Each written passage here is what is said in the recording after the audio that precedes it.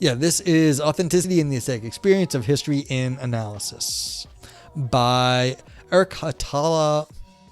Wait, who's this by? Erich Hatala Matthe. Cool. You think quantum mechanics is more bizarre than Schrodinger's cat indicates? Not less? Yeah, I completely agree. But, I mean, you can't take Schrodinger's cat out of quantum mechanics. It is part of that discussion. All right, here we go. Introduction. The recent destruction of ruins at the ancient city of Palmyra has spurred intense public discussion about the value of ancient objects and the possibility, or lack thereof, of their restoration. Writing in The Garden, Jonathan Jones urges that Palmyra must not be turned into a fake replica of its former glory, claiming what is never legitimate is to rebuild ancient monuments using modern materials to replace lost parts.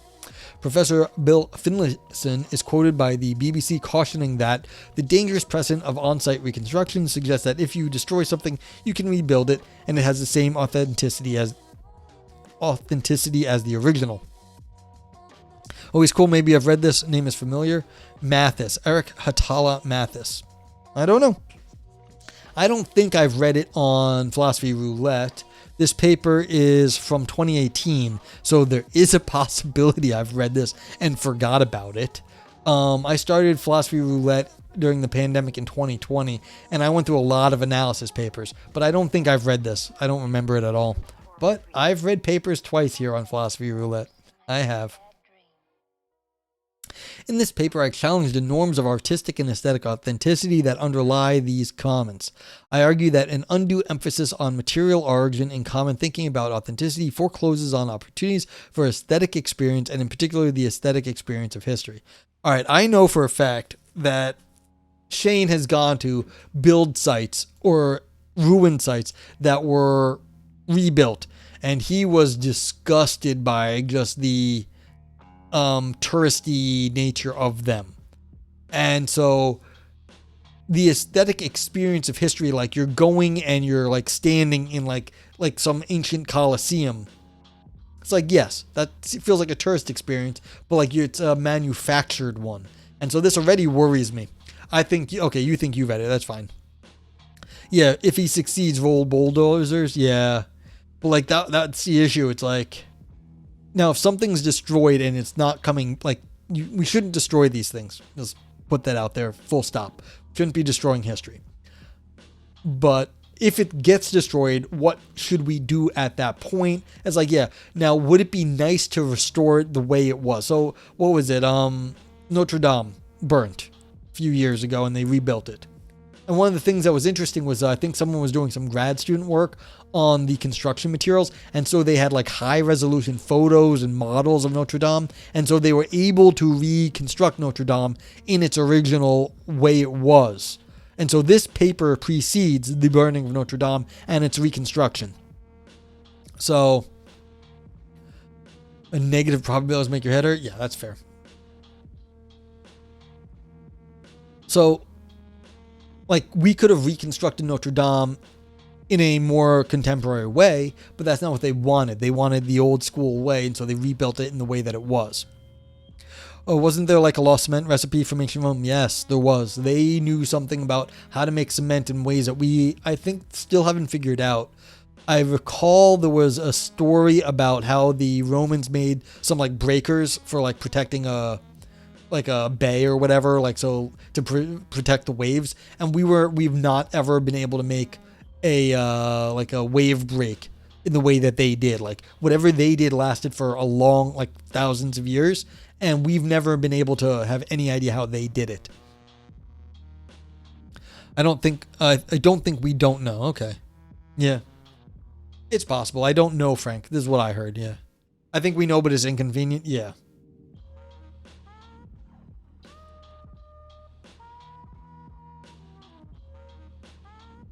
So, but yeah, okay. So, but this is just the ideas that have started going through my head. Like the idea, I'm just worried about the touristification of historical sites, because I know our buddy Shane McGinnis, he's gone places and he's just like, it was so not worth it. It's like a tourist trap. Okay. Author begins by examining a series of recent articles by Carolyn Korsmeyer in which she argues in favor of the aesthetic value of genuineness. Focusing on her treatment of the distinction between age value and historical value, I aim to establish 3 conclusions that challenge Korsmeyer's claims. First, that appeal to historical value as opposed to age value is sometimes essential for explaining the value of genuineness. Okay, so history over the actual age. But what counts as history then? Historical as opposed to age. Second, that historical value can have just as much aesthetic significance as age value. And third, that neither historical value nor age value nor aesthetic experience nor the aesthetic experiences they offer need to be tethered to common norms surrounding the value of material authenticity. Yeah, I'm already worried about this. Like, tethered to the common norms surrounding material authenticity. What the fuck does that mean? Can we actually replicate old things? Sometimes. But we're not using the same materials they were using. We're not using the same tools they were using. So we might get close, but like we're not doing the same shit they were doing. Dogan says it's self-healing materials and other applications. Don't overmix. Uses heat. Okay, dookie. Yeah. Raymond, what's up? I think this also is due to the inability to separate the observation of the site as historical and aesthetic. How can we not see that Notre Dame should now be observed as the rebuilt cathedral, not as the original, not so much for its permanence in time, but for every event in the fire? Yeah, for the very event of the fire. We know that the cathedral burned. We know that it was rebuilt to look like the previous one. We must not deceive ourselves. It's not the original. This is just a tribute. Excellent job there, Raymond. I was wondering where we were going with that at the end, and this is just a tribute.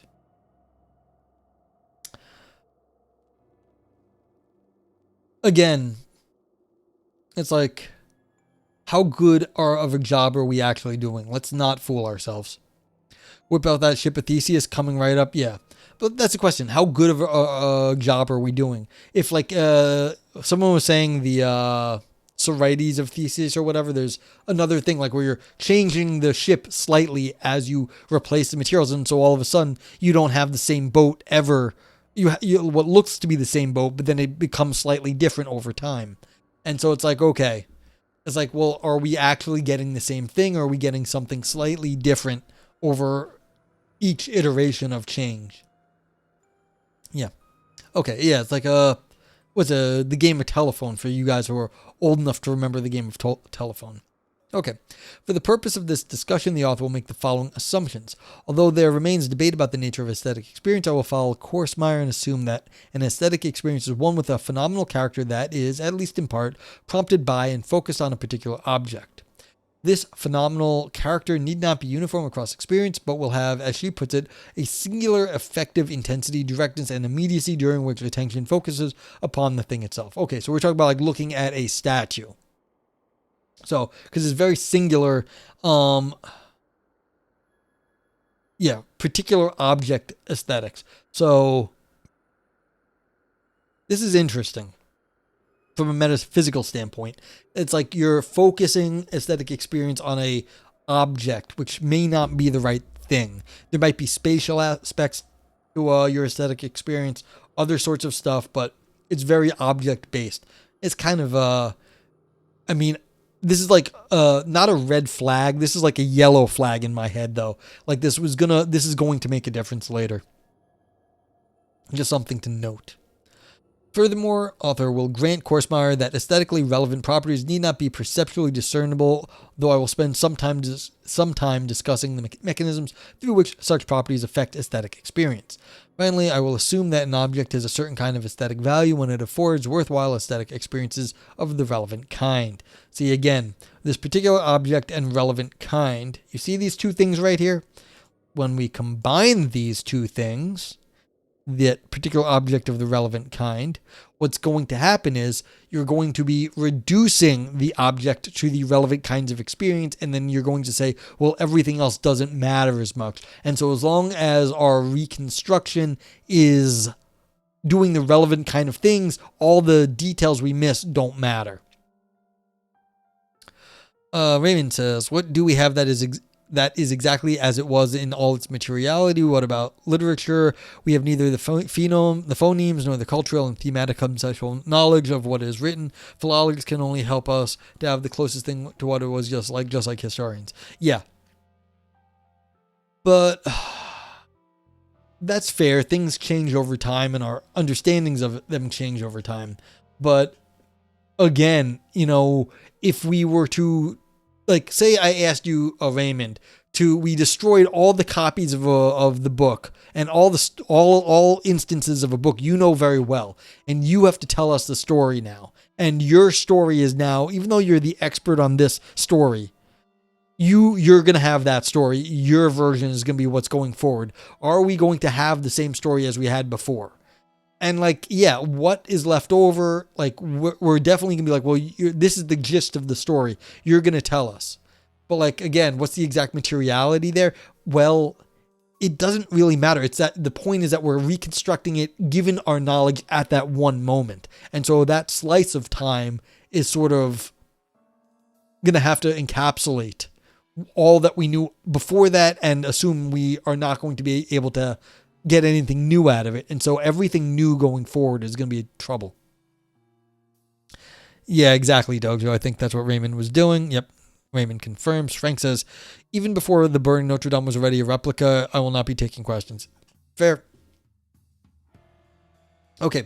For instance, Korsmeyer argues that age value, which requires genuineness, is an aesthetic value because of the aesthetic experience of age, hence genuineness that affords it. Yeah. So, the oldness is good in itself. I mean, that is a claim. I mean, I feel like Frank's claim is going to be related to Theseus. Of course, it's been reconstructed over the years. Just it hasn't been reconstructed in the grand way it was more recently due to the fire. All right. Korsmeyer aims to defend genuineness as an aesthetic property, an aesthetic value, and a feature of experience. She treats genuineness and authenticity as synonymous terms and will follow suit. Her primary aim is to vindicate the intuitive feeling that genuine items offer a special kind of experience, a thrill or shiver, the invocation of sublimity, a small dose of awe lacked by replicas, an experience that she identifies as aesthetic. Indeed, the contrast between the experience of genuine items and replicas is a touchstone throughout her articles. She emphasizes how replicas fail to attract attention in the way that genuine items do, and describes the disappointment that attends learning that a presumed genuine artifact is actually fake. She notes that this is a feature of aesthetic experience that extends beyond artworks to artifacts and places as well. Yeah, so this is what I was saying. If we're going to talk about objects, what about places? Because I figured that was a thing, and it was a thing. Korsmeyer is clear that her interest in genuineness is prompted primarily by things that are old, and my discussion will focus on the dimensions of her account that concern the relationship between authenticity and the past. In particular, throughout her articles, Korsmeyer consistently invokes the art historian Alois Riegel's distinction between age value and historical value. Whereas historical value engages quests for information and knowledge about previous ways of life, age value is to be found in objects that embody the passage of time, that show the marks of their antiquity, yielding a distinctive aesthetic experience. So, yeah. Accumulations of dust over 1,000 years. Can we replicate that dust? I don't know. It's hard to say that we can get close, of course. But can we actually get 1,000 years of patina on something throughout all the different ages and the different crappy air qualities we've had? Does it actually, do we actually get the same sort of patina we might get on an object if we just were to try to replicate the patina or the gunk and dirt? I don't know. It's harder to of course we can make it look similar, but there's no access we have to the minuscule layers of dust that piled up and make it look the certain way. Okay. Yuriko Saito presents a similar account that emphasizes the aesthetic relevance of age. She writes, in my aesthetic appreciation of aged objects, the associated ideas get triggered by the sensuous appearance of the object, a crack in the pot, wear and tear on a fabric, the faded colors of a painting, and the weather-beaten facade of a building. The locus of our experience is the object's appearance, and the mode of association is the contrast between the present condition and the earlier condition. Raymond hacking, I don't know hacking, insists that he had the real Mona Lisa and the copy for the allegedly real version was sold for $3.4 million. Cool. Good for Raymond. I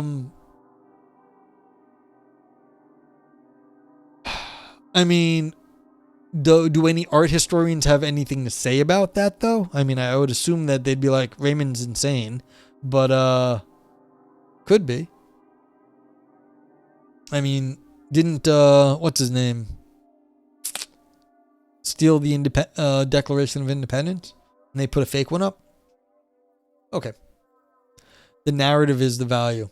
Well, yeah. So in art, how you value things is very suspect at times. So, like, the idea that, like, you have a narrative thing in art, I mean, that is definitely an issue. We just had a banana sell for $1 million, a banana taped to a wall, because of like its particular little relation to, art and where it was and what it was doing at that time.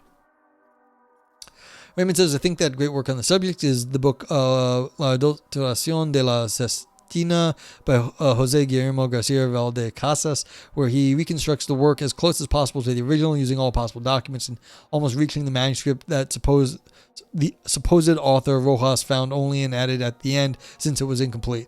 See, yes, if you're gonna do it, you do it as best you can.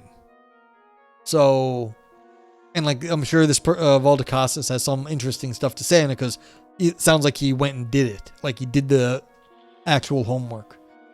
So I wonder, like, if this article will actually have anything to say against that, because it feels like this article is going to go and say, well, look, replicas are still good. But I mean, I'm afraid this can be like, well, do the best you can. I just don't know where we're going. So it's a question on where we're heading with this current article versus the one you're bringing up, Raymond. Okay. According to course, I'm losing it already. Only an hour 50 in, I'm losing it.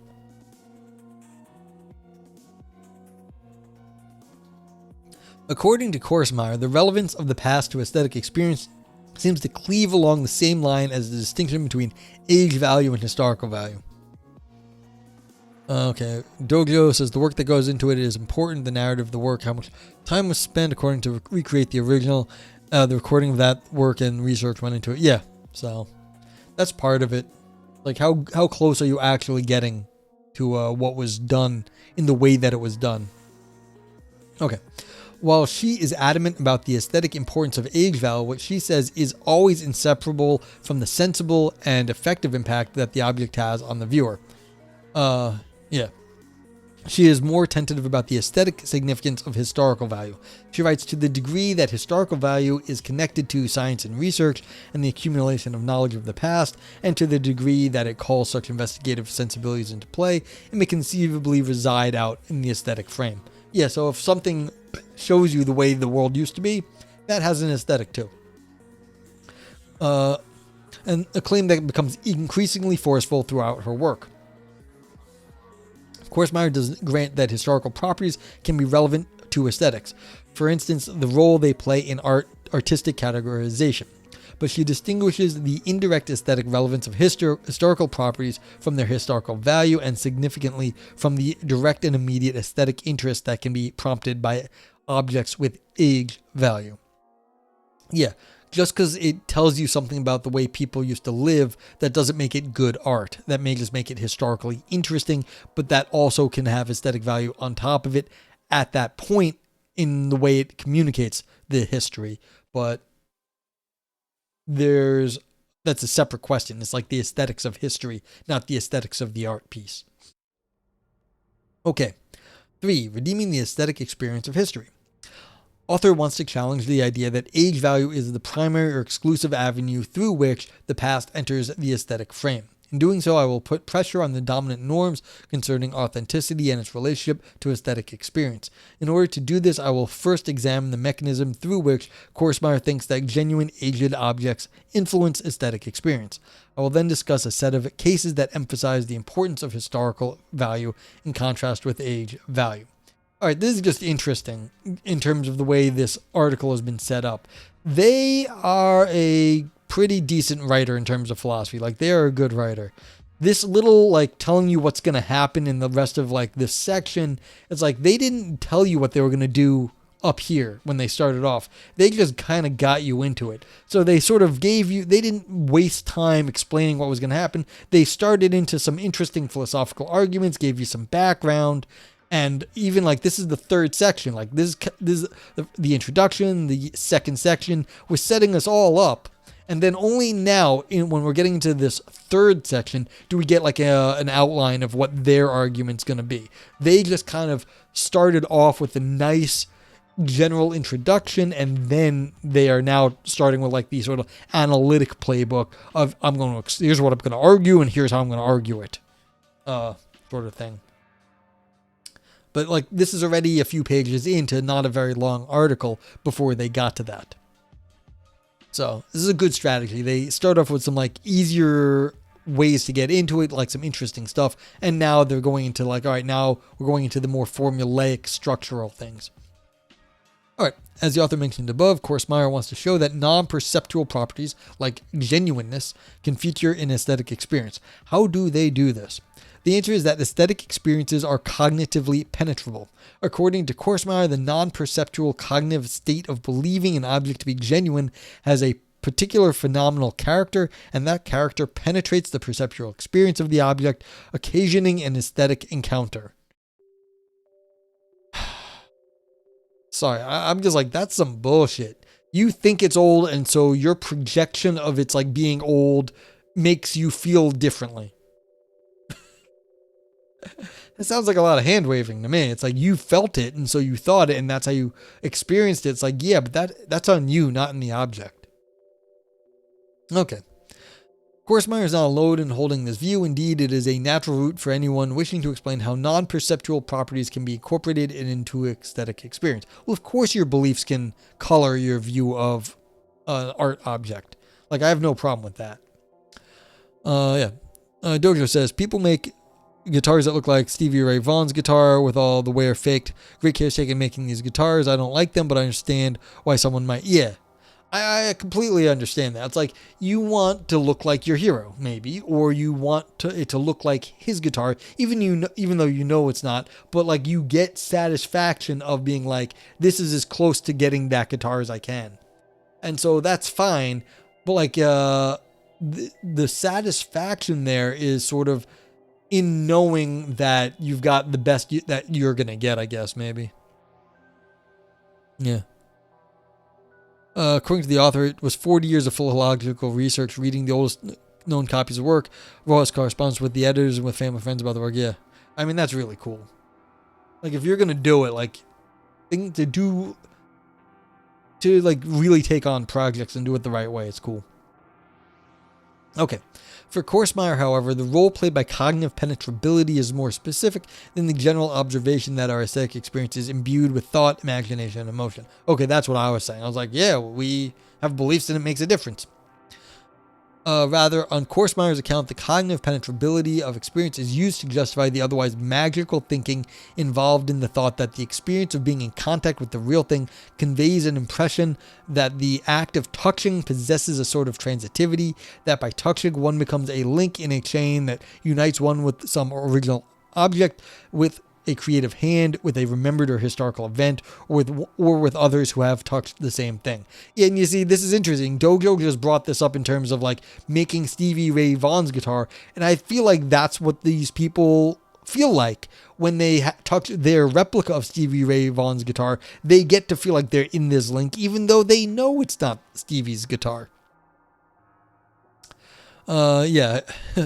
Frank, yeah, if it looks close enough, it really becomes Stevie Ray Vaughan's guitar. What if everyone believed it was? So one of the original Sherlock Holmes mysteries was Moriarty stole a very famous painting, and everyone was thinking, oh God, he's going to try and sell it, make a lot of money. That's not what Moriarty did. Moriarty employed a forger, a painting forger.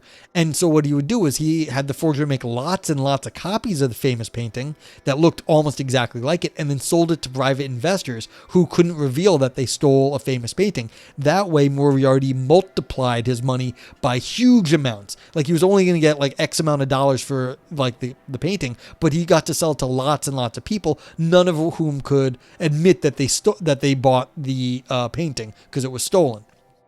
So, like, they all did believe it, but like this was the basis of you have a very official certificate. That's exactly what Moriarty was faking. So like this is the original Sherlock Holmes story. It was a great story. Yeah.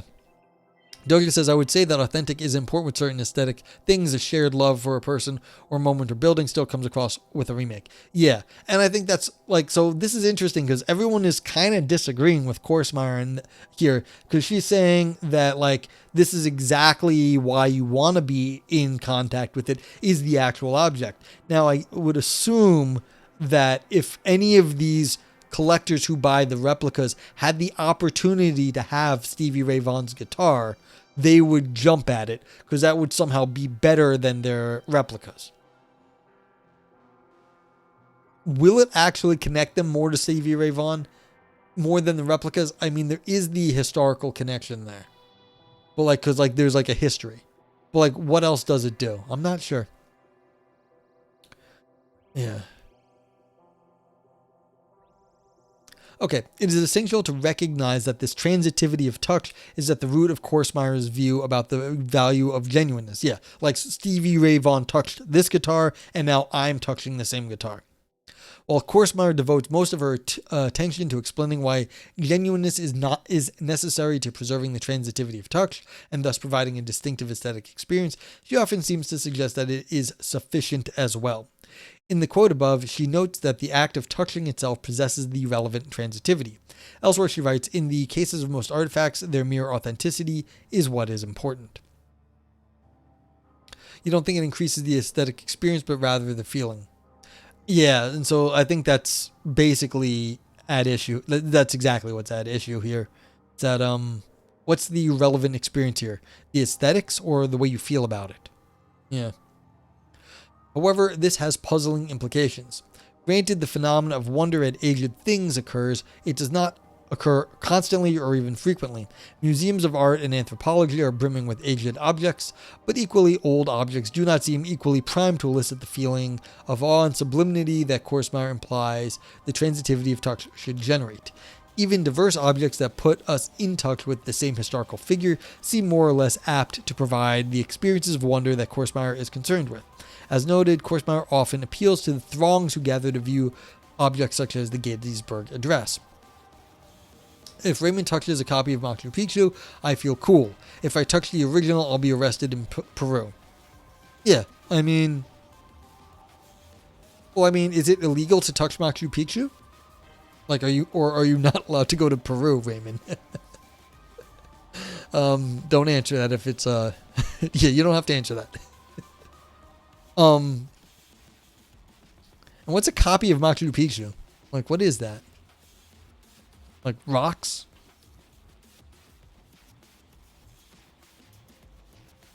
Yeah, I mean, I guess there might be like things that you're not supposed to touch in like historical sites. That's fair.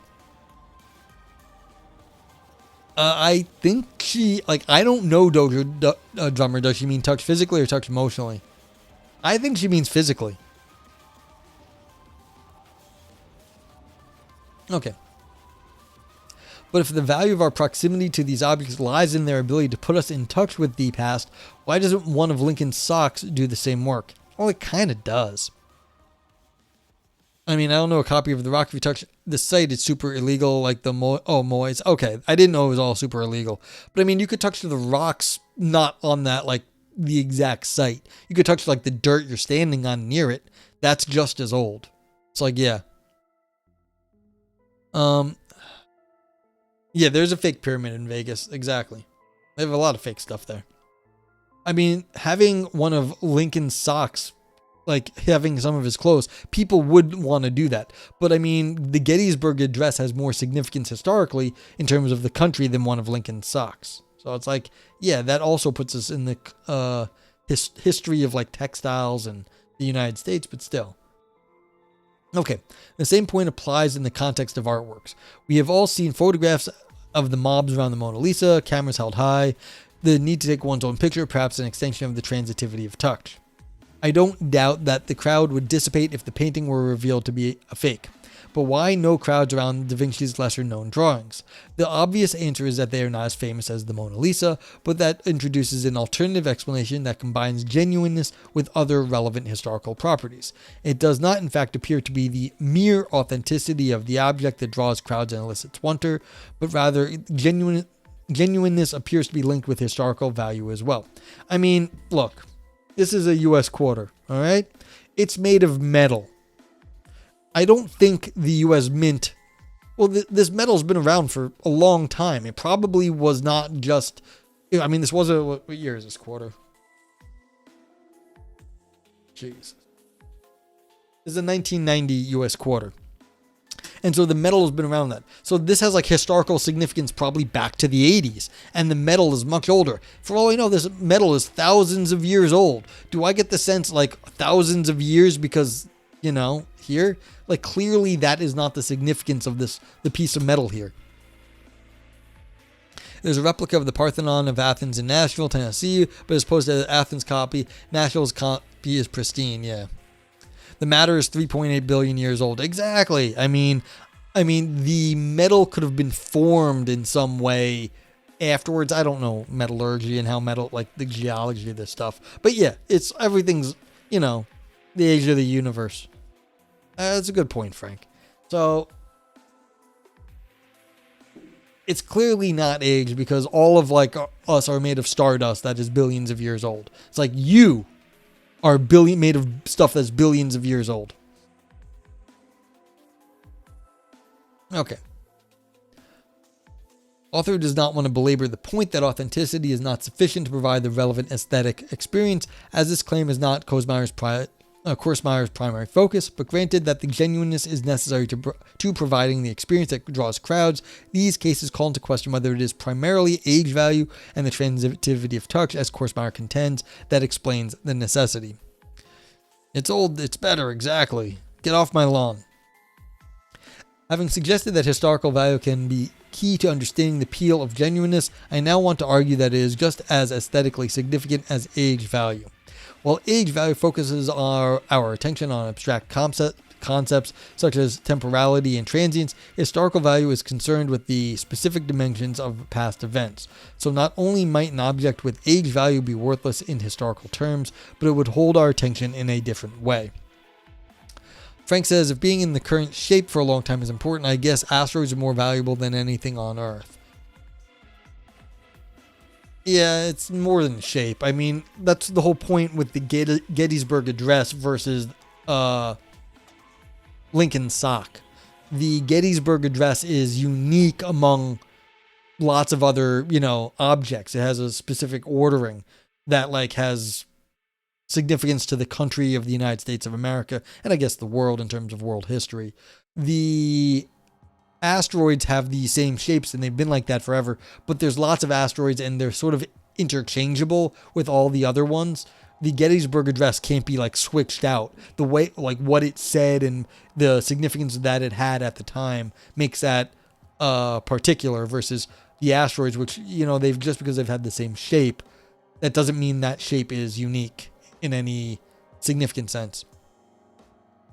What is the transitivity of touch? Is the argument that a thing requires it to be basically the same to be genuine. My God, this chili is good. I'm happy about your chili. Yeah, I think it means that like it puts you in the causal history that like goes back to like whatever original thing it is. So like Stevie Ray Vaughan's guitar has a very direct causal history if you touched it just like he touched it. So like there's a causal history there that is much more direct than like someone who copied the guitar and like so then you're going through a factory and stuff. Elking Glare. The Mona Lisa only has historical interest because someone's have agreed to convince you of such. There are many paintings of greater artistic talent. Yeah, there's lots of arguments about why the hell we care so much about the Mona Lisa, and we probably shouldn't, but it's got all these like crazy stories of history and all sorts of other stuff, and so that's why it has this like prominence that it has. But yeah, I mean, I think that's the way this article is going to, is that history matters a lot more than just the like age and years. This is genuine Stevie Ray Vaughan's guitar, but he never played this one. It was just a backup. Yeah, and so there are definitely things like that too. So that means like he definitely probably played it, but he never played it in, let's say he never actually played it. It was just something that would travel with him. He probably touched it, but that'd be like having some more of his memorabilia. I think it was Questlove. Questlove has hair picks. Like he uses hair picks. And he says he bought like a huge case of them. I saw an interview with him, and he said he like lost them. He loses them all the time. So it's like there are a million Questlove hair picks flying around. Like if you want to buy a Questlove hair pick, you probably can. But it's like, is that impressive? Because there's like tons of these things out there, and maybe he used it, maybe he didn't. But like again, it's like if you want the personal connection to them, you can't always get the guitar he was playing like Texas Flood on. Maybe you can only afford the other one that he may have touched a few times. That's fair, Frank. You can yuck everyone's yum. Douglas says, I'm not sure that I can speak to the transitivity touches. I personally don't value that, but people do. Are we arguing about whether they shouldn't? Why not let them value that? Well, this is an aesthetics paper. It's like, well, what should matter in aesthetics? I mean, there's philosophy. We're not telling people they're wrong for liking historical stuff. We're saying what is the best reason for them liking it. We're trying to describe people's reasons behind what they do it, even if they don't know it themselves. We're trying to explain why the people are the way they are. Douglas says, I threw away some garbage that my wife was going to make into art. Her value of the thing differed from mine. Yeah, that's fine. But why do people value old things is that question here. Just because it's old doesn't make it good. Like, just because you're old doesn't make you a survivor. You may just be a fucking washed up, like, loser. Like, just because you're old doesn't mean you did a good job. Like, you may be here through the grace of someone else's hard work, and you don't have anything fucking interesting to say, just you didn't get any wisdom with age. Like, you didn't. Like, it's possible. So, but we still think a lot of times, just because you have been around, there is something of value to it. By the way, Piero Manzoni turned a pedestal upside down, said that the world was his work. Actually, the largest and oldest artistic work in the world. Yes, that's an amazing work of art that Piero made. Frank says, I think that you are describing as valid pressure, but if you don't restrain it somewhat, it will literally increase value in the world by just lying about things. It will eventually interfere in its actual material well-being. Stop looking into my soul. Aha. Okay. So where were we? Yeah. So not only might an object with age value be worthless in historical terms, but it would hold our attention in a different way. Just because it's old doesn't mean it has any relevant history to anything. Like it's just an old sock. Consider this remark by Arthur Danto in his essay on the battlefield at Gettysburg. Quote, it is always moving to visit a battlefield when the traces of war itself have been erased by nature or transfigured by art, and to stand amid memorial weapons, which grow inevitably quaint and ornamental with the evolution of armamentary technology, mellowing under patinas and used now to punctuate the fading thematizations of strife. Yeah. Look directly into camera and tell the old guy that he might not be wise to his age. You're mean. I don't know how old you are. I mean, I'm older than I look. Like, I'm old. Yeah, this is one of the fun things about being a philosophy streamer. Every so often, it doesn't happen too much, but every so often, something happens and I reach out across the internet and I smack people across the face. And they were not prepared for that. But that does happen here every so often. So, like, if you're in chat, there are dangers in dealing with philosophers. I know how to reach out across the internet just by using words and smack people around. It's like, I know too much about rhetoric. But yeah. Book suggested for another show, What is Art by Tolstoy. I do take suggestions. I do not take suggestions of full books. If you want me to read parts of things that are a reasonable length, I am open to that sort of suggestion, Alec Kinclair. What this experience is marked by the passage of time. While this experience is marked by the passage of time, clearly its significance cannot adequately be captured by the notion of age value. While the arguments are weathered, it does not appear that the landscape itself can even be said to show signs of age value, given that the traces of war have been erased. Danto's evocative description clearly captures an aesthetic experience, at least as much as any of Korsmeyer's other cases. He describes the experience as moving, and the portrait is replete with aesthetic concepts. Moreover, while the aesthetic experience of the battlefield incorporates the past that it embodies, as Korsmeyer puts it elsewhere, it does so in a manner that is necessarily bound up with historical information and knowledge, the very features that Korsmeyer associates with historical value and locates outside the aesthetic frame. Frank says, every single church in Europe has a splinter of the true cross. It doesn't matter if putting them all together would make 1,000 crosses. It's a miracle. Yes, it's a miracle. What right do we have to contradict that? It won't make people less happy. Will it make them more happy? You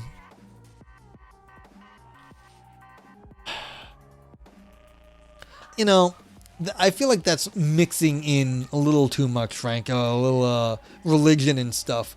But like, there is definitely a historical connection going back. And if like you put all stuff back together, like things that were broken and separated out, that's part of the history. And like putting stuff back together doesn't make it better, though.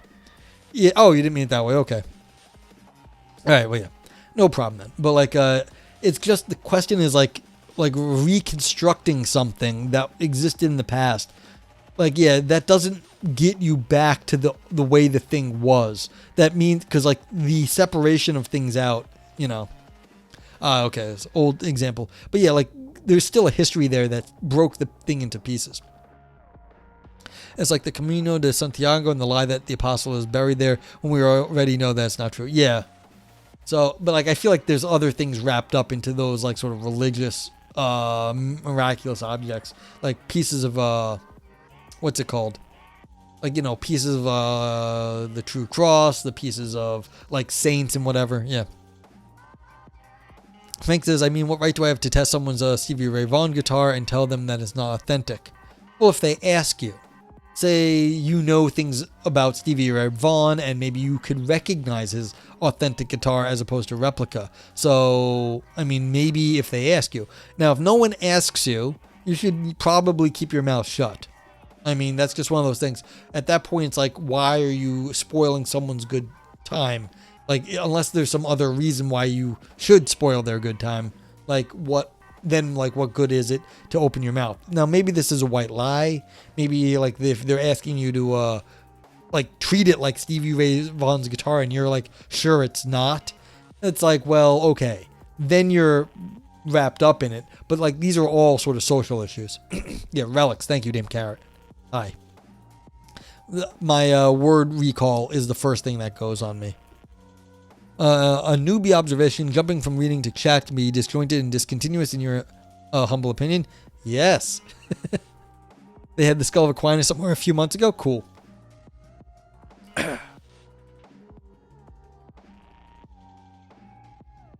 Yeah. I mean, okay. Back when I had no viewers and I was doing this anyway, I'd go through the papers like straight through and I'd discuss it and it was good.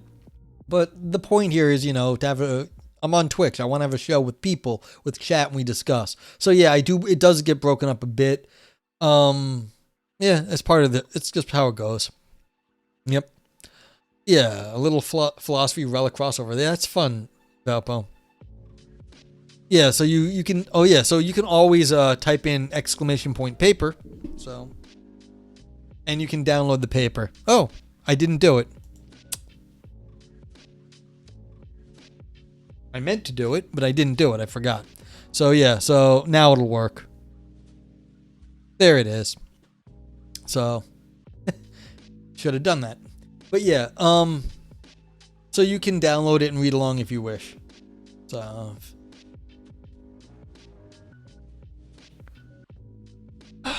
You're using the real one as a goblet. Nice, Frank. Yeah. So, okay. Where was I?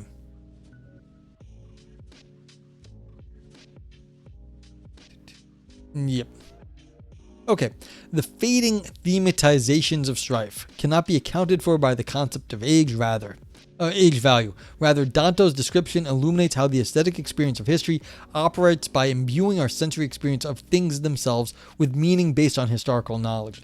This is actually, I want to just highlight, this is such a good example. Such a good example that there is an experience in seeing the history fade.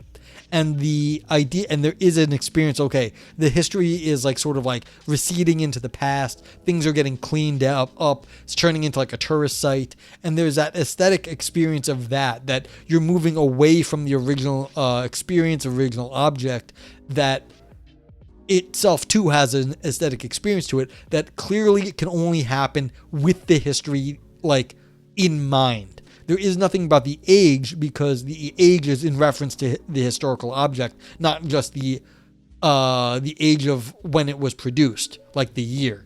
And so this is such a good example, and kudos for getting this sort of dependent aesthetic experience on the aesthetic experience of the loss of the historical event, to actually show that the history matters there. It's also to help try to find a paper he is being responded to. Yeah, that's one of the just difficulties of reading papers on stream, is that I don't know the history here. I know some things, but not this. So it's yeah. So that is one of the problems with me reading papers and just reading papers on Twitch. This is Philosophy Roulette. I pick random papers. I don't know what they are. I don't know the history. And so that is a problem. Oh well, oops. This is only number 583. Moreover, it is worth noting that many of the memorial weapons... Thank you for the follow. Moreover, it is worth noting that many of the memorial weapons at Gettysburg are replicas, but contra Korsmeyer, it is not obvious that this undermines their aesthetic appeal when regarded with respect to their historical value, as opposed to their age value. This claim will no doubt face opposing intuitions, so I will turn to a different case to assist in defending it. At the Montshire Museum of Science in Vermont, there is an exhibit that allows visitors to experience various historical soundscapes of the local environment. Raymond says, I think so. Wanting to keep the objects is also normal. It is not unusual, and even in our time. In ancient times, there were also museums, both for the history of the kingdom and to show what was stolen from enemies during war. Yeah, we like our artifacts. I mean, people liked them back in the day.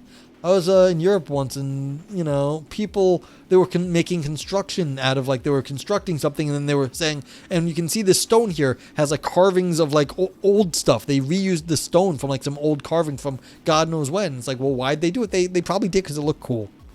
Yeah, we like old shit. Okay. By pressing a series of buttons, you can hear recordings of what local fauna would have sounded like at different points in Vermont history. Close your eyes and you can feel the birdsong transport you to another time. You might imagine the museum evaporating as you fill in the historical landscape in your mind's eye. Now, I take it that this should clearly count as an aesthetic experience of history in the relevant sense. The direct object of attention is the bird's song, experience with reference to its historical value. But notice that no aspect of this experience relies on the genuineness in the sense of material origins.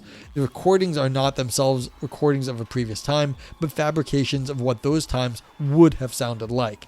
They are genuine in the sense they are true. They don't include the sound of fauna that we lack evidence for believing we could find in Vermont in 1875. However, they are just as much replicas as the material replicas that Korsmeyer thinks interrupt the transitivity of touch. This suggests two conclusions. First, the aesthetic experience of history can come apart from genuineness in Korsmeyer's sense. Second, Korsmeyer's privileging of touch as sensory modality, most intimately related to the aesthetic value of genuineness, can crowd out other ways of construing genuineness and the historical properties that it involves. I don't know if this example works as well as the first one. Bird songs change over time too. So the idea that we are using the exact same bird songs, maybe some birds have the exact same bird song, I don't know. but I think bird songs change. They evolve over time too. And so the idea that like we're hearing the same songs that we hear today as they heard in the past might not be true. Now, if we have a bird that like has never changed its bird song in the last 50 years, maybe we could say, okay, it didn't change the last 100 years either, or 200 years, possibly. But like, okay, but then like, are you really getting an experience of the history at that point? You're just getting an experience of not being in a museum. You could just go hear the same bird song outside. So I'm not so sure. Yeah, like language. Exactly. I think this is actually recent work. Like, and this is a 2018 paper. This, I definitely think I heard, actually I can't say definitely. I think I heard that like bird song has changed in the last 5 years. And so maybe this is like, people are starting to realize that what we thought was the bird song was really more of a modern replica of it. So like, for instance, the roars of dinosaurs in Jurassic Park were specially created for that movie, but do we actually know what the vocal cords sounded like of dead animals? No, we don't, because soft tissue disappears. So we really don't have much of an idea of the vocal cords of the dinosaurs. Now we of course can estimate based on like their bone structure and things we know, but still, do we know what the dinosaurs sound like? No, of course not. We don't know what color they were. Now we start thinking they're having feathers, which of course were lost to time, but we don't know any of these things. We know that birds change their songs and each has their own. Yeah, would have for sure, especially with destruction of habitat. Yeah. Doja says I'm worried this bit of a straw man, the focus on transitivity of touch, when it seems like Korsmeyer typically doesn't just look at one aspect in our arguments. Yeah, but I don't think that this person's argument is going to turn on the transitivity of touch. Their argument is against the oldness, just the age argument. Now, Korsmeyer, I think, is trying to get like a causal history that you're actually interacting with. So like you could say, all right, well, the bird song is interacting physically with your ears. It's like in your ear hole. So like that's a kind of touch. Like, and the author did also make the point that people take selfies with the Mona Lisa, and like that's not the same as being able to get up and close and personal with the Mona Lisa, but like that's the next best thing, to be like show that you were there, like taking a picture right next door. Or next to the picture. Like next to Mona. So, you're right, Dojo, that they're leaning kind of hard on it, but I don't think that it's going to sink this person in the end either. Their focus is age, not Korsmeyer's focus on touch. Yeah. Okay. Author says we can read these conclusions back into the context of material objects by considering cases of age value and historical value that are not so clearly dependent on material genuineness as Korsmeyer thinks. In her recent book, Patina, anthropologist Shannon Lee Doughty explores the various dimensions of pastness on display in New Orleans, the antique city. Dojo says, I would say that the transitive touch is a placeholder for the depth of experience. Yeah. So for you, just replace transitivity of touch for, a significant depth of experience. I don't want to, you're not wrong. You're right. But I don't think that's the right way to criticize this article. Maybe this author over relied on the transitivity of touch, but that's not what I think is going to sink them. That's it. Okay. Doughty suggests that the patina, which we can gloss as akin to the aged appearance that Korsmeyer discusses, and see, this is exactly why. The author knows this. They're glossing it to aged appearance that Korsmeyer discusses. They understand it. They just may not have been described it in the best way. Don't touch the exhibits, though. You'll ruin them. You should ask whenever you're in smaller museums or in art galleries. Sometimes you are allowed to touch things. You should ask, because it's cool if you can touch stuff. Not everything, I know a lot of stuff now you're not supposed to, but a lot of stuff you still can, and you should ask. Okay. So Doughty suggests the patina can be understood as a medium of aesthetic value perceived to have accumulated through time. The emphasis is Doughty's own and is meant to capture the fact that the material, The emphasis is Dottie's own and is meant to capture the fact that the material realms that residents and visitors prize for their history have undergone major renovations, revolutions, and episodes of invention. Her aim is not to debunk their attachments, but rather to explore the ways in which an aesthetic concern with the past is mediated by other forces. Indeed, sometimes these interventions are manifest, but do not result in the disappointment that Korsmeyer discusses in cases where previously unknown replicas are revealed. Yeah, and this is what we've been talking about the guitar. You don't always have to. You can know something is a replica and still get pleasure out of it. Now, if you thought you had the original and then you found out otherwise, then you might be disappointed. But yeah. Raymond says, how do we translate into the history of music, going back to the bird songs bit? Well, I think this was before you were in. Someone, well, maybe not. Maybe it was you for all I remember. Someone was saying, yeah, this was you. Well, philology. We interpret musical theory now differently than we did in the past. Same was like we were interpreting words differently now than we did in the past. So there was a time and a place in the music. And so we don't have the context of the music that we did back then. Same as we don't have like the same sort of understanding of words and the context when they were spoken and used. Yeah. Then I'd also say that the place of music in society may have been very different in different places. So it's not just the musical theory, but like the use of music in general might have been different. I mean, even now, the use of music is different, like religious music and like spiritual music and pop music and then like gangster rap and all the different kinds of musics out there. Like they're going to have different purpose. So it's like your background music. So they're going to be different. And so just because something's old, you can get like, like the Gregorian chants. Like we can go have the old school Gregorian chant in the cathedrals that they were originally sung in. And we somehow think that's good. But we could also sing them in other places too. So, yeah, like I think you could like start to develop examples like that. I tell you what, hearing the music of some Egyptian burial chambers is now eerie. There you go. I mean, Dame Karen, like, how accurate do we think we have that music? Like, how accurate do you think modern reproductions of that music is? Like, do we have the same instruments? Do we understand, like, how they were doing it? Like, do we have, like, written down musical notes? But, I mean, that's kind of cool. I mean, or is this just modern Egyptian burial music? I don't know. Yeah, look, Raymond, it's a good question. If I was not 2.5 hours into stream, I could do a better job. But, like, I bet if we sat around, we could, like, come up with some examples of, like, what counts as like aged and what would count as not. As in, people play air through the chambers and the chamber has been formed to produce a sound. Oh, cool. Okay. So it's just like the whole thing is a musical instrument itself. And so we can actually understand kind of what it sounds like because the whole structure is still intact. That's neat. Okay. Yeah, very cool. Okay. Dottie relates a conversation with Tom, an antiques dealer and collector with a particular interest in clocks. He tells her that he doesn't like clocks that are too clean, and a real true clock collector likes patina. When asked why, he explains that patina just reminds you of the past and what the piece has been through.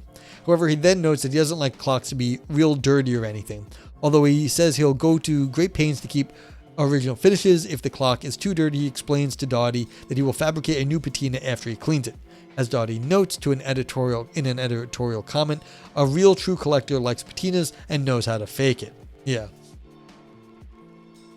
The point is not that Tom is uninterested in age value in Korsmeyer's sense, but rather that the right explanation for his interest may not require the same emphasis on genuineness as Korsmeyer's account. Prof. Chode, what's up? Is this guy talking about clocks or is he an old guy who is dating? Yes, both. No, we're talking about what do we actually like in things being old? Like, is it the historical significance? Is it just the age? Is there an aesthetics to just being old? Or is it some sort of mix? Raymond says, on the subject of touch, how do we even know that we are touching like they used to touch before? In a city in the south of my country, there's a statue of a pioneer whose foot everyone kisses, just the big toe. In the future, when it's ruined and eventually a sight, how will they know that they're touching what we used to touch the foot with our lips? Yeah. I mean, what counts as the right sort of experience? And yeah, there was a meme online where some dead author who was like a real playboy. Actually, I don't know if he was. I think it was an author, but like it was an author who was a real playboy fan of the women, and so his face and his crotch on his so he has some sort of like metal death casket, and so like and it's so his face and his crotch are all like rubbed clean and like have no patina on them because people would rub them for sexual prowess. So it's like, well, if that history is lost and then somehow in the future people are looking like, why are these different parts of the body cleaner than others? What will they come up with? Who the hell knows? You know, who knows?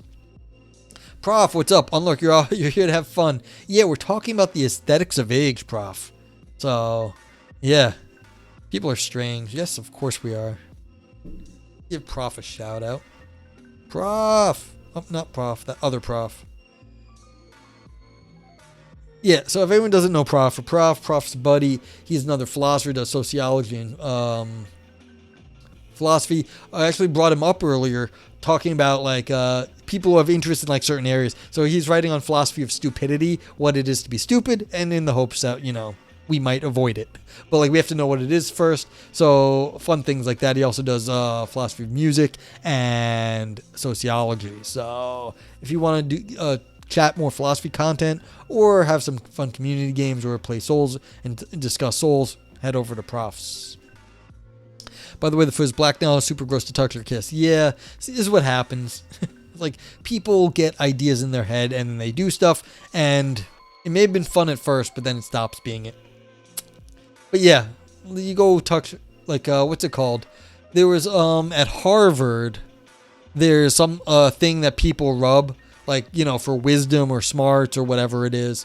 And I had a friend that was, this is back when I was a million years ago, undergrad, went to Harvard, and she said, you never touch it. Like, kids piss on it at night because they know all the tourists touch it, so they piss on it like when no one's like around late at night. So it's like, yeah, what's actually going on? Okay. But like, we're almost at the end of this. Let's get this done. The point, all right, so yeah, exactly. Ew. The point is not that Tom is uninterested in age and the age value in Korsmeier's sense, but rather that the right explanation for his interest may not require the same emphasis on genuineness as Korsmeier's account. Korsmeier writes, quote, while marks of age may be replicated, chips, cracks, signs of wear, they do not have the same effect as something that is truly aged. Yet this is precisely what Tom is doing. Why? Because perhaps for the sake of selling the clock, but there is a less cynical explanation available.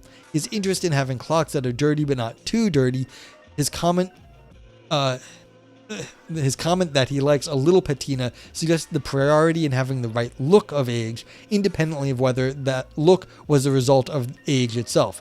It's not that he doesn't value original finishes, it's just that he values a proper looking patina more. The best reminders of the past may not be genuinely aged. Interestingly, it may be that an old clock as opposed to a brand new one is best, but not because it embodies the passage of time in Korsmeier's sense. Rather, it is the knowledge of its oldness that grounds the relevant aesthetic experience, even if the sensuous manifestation of age is fabricated. It's like, yeah, so we were talking about Stevie Ray Vaughan's guitar, and so this is the old, like the genuineness is in bringing forth the right relevant aesthetic experience, not the actuality of the thing. So this actually gets back to simulation and simulation and simulacra.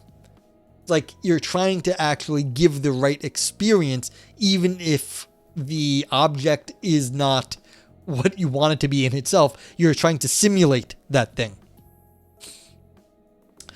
Prof. Chud says at University of Wisconsin, people sit in Abe Lincoln's lap. A few drunk law students may have puked there. Nothing worse, I hope. Yeah, I mean, these are statues. They can get washed off. It's not like these are going to be gross forever. Like, we have all been, well, I don't know if we've all been outside. I know some people got health issues that they don't actually go outside very much. But like most of us have been outside. You know what's outside? Insects and animals and all sorts of cruddy things. And if you're in New York, well, maybe there's less animals, but there are cockroaches. Let me tell you, there are cockroaches and water bugs and rats all over the fucking place. And so it's like there's rat piss and cockroach, whatever cockroaches do. And like, it's dirty out there. It's like, wash your hands, folks. But like, you can't always just be like just old and outside. Like, yeah, leave it be. What's up, Adam Tudin? Okay. There isn't space here to explore more of Dottie's fascinating book, and she is explicit that she is in part redeeming nostalgia and the category of the fetish. She is in agreement with Korsmeyer about the value of old things, but the picture that emerges from her investigations in New Orleans is that patina is more about the accrual of stories than about genuineness. Yeah, so this is it. Like, it's the history. It's not the actual history. It is not the actual agedness. It's the history associated with it. As she puts it at one point, quote, "The point is not that we should evaluate souvenirs along a scale from authentic to fake, but that their value inheres in the relationship to temporality and circulation." Yeah. So this is what it's like. Again, this is back to us imbuing or imposing our narrative on it. So yeah. Conclusion. Author has presented a range of cases and considerations that challenge common norms surrounding authenticity and its relationship to aesthetic experience, and specifically the explanation and defense of these norms offered by Korsmeyer. By redeeming the aesthetic significance of historical value and demonstrating how both it and age value need not be bound to considerations of material genuineness, we open up conceptual space for rethinking how we understand, create, and present opportunities for the aesthetic experience of history. Though I cannot fully explore the implications of this shift here, among other things, it holds promise for imbuing historical restoration with new moral and political significance. To circle back to the case of Palmyra, rather than bemoan the lack of authenticity of potential replicas and reconstructions, we might ask how these efforts can best harness the motivational affect of aesthetic experience, wonder, awe, thrill, to educate people about the ruins, the significance of their destruction, and how their history relates to the political situation in Syria today. Okay. And what we do now is we rate it. Prof. Chud says New Orleans gets cleaned by flood every few years. Helpful, good music too. Yeah, not helpful, but yes, good music. So, if you're new here, what we do is we rate the paper. I have a rubric, an emote rubric. They are better TTV emotes. You can, if you see them below, you should be able to see them in chat. If you don't see them in your chat, you can see them below. The first one is brain dance. If there was a fun paper made you brain dance, you put a brain dance. Yes, spelling and capitalization count. Nog scream for existential or artistic drama. I mean, we were talking about art here, so yeah, maybe. Ouroboros for deep ancient ideas. Nog knife for, that's Nog Oro. Nog knife for slicing and dicing arguments. Nog navel gazing only for academics. Nog turd, all style no substance, still poop underneath. And Nog grapes for big claims that shrivel up. You can also use the global vote yay and vote nay from Twitch and my vote meh. Everything that's in the green, all those emotes will make the score go up. I do make a score out of this. The red make it go down, and the vote meh kind of makes it all go to the middle. So Frank gave it a yay. Frank thought it was a good paper. Thank you, Frank, for rating. Yeah, this I thought was well written in general. Like, I thought it was pretty well argued. I mean, they were a little circuitous at points, and I think I think that example of the aesthetic experience of the distance of the historical event, where you start to realize that, like, you know, there's no more actual, like, everything's like turned a little touristy. That experience where it's still historical, but it's no longer the way it really was back in the day. That experience, I think that was a fantastic example, because it shows that you can't describe that as age, because the age of it really only matters that it's younger than the actual historical event. And so it's this weird thing. It's a dependent experience of, like, the distance that you're feeling from the historical event. So that's something kind of cool. Thanks, Prof. Chud, for giving it a yay. So I thought this was interestingly argued. Yeah. Dojo says, I thought that the middle was a little My Bloody Valentine level of shoegaze, but ended well and did make you think. Yeah, that's what I meant. It was a little circuitous. I think it got a little plotting in spots. It's academic philosophy. That's really not, this wasn't that bad. I mean, you can give it a bit of a navel gaze if you want the nog navel, but like, you don't need to, of course. Not putting words in your mouth. But like, yeah, a little bit, yeah, a little bit. Let's see, what am I going to call this? This is not a bad paper. I'm going to give it a vote. Yeah, I think it was just solid. Did it give me anything to think about? Was this fun ideas? This is going to get more of a nog, the artistic drama, because we're talking about aesthetics and, yeah,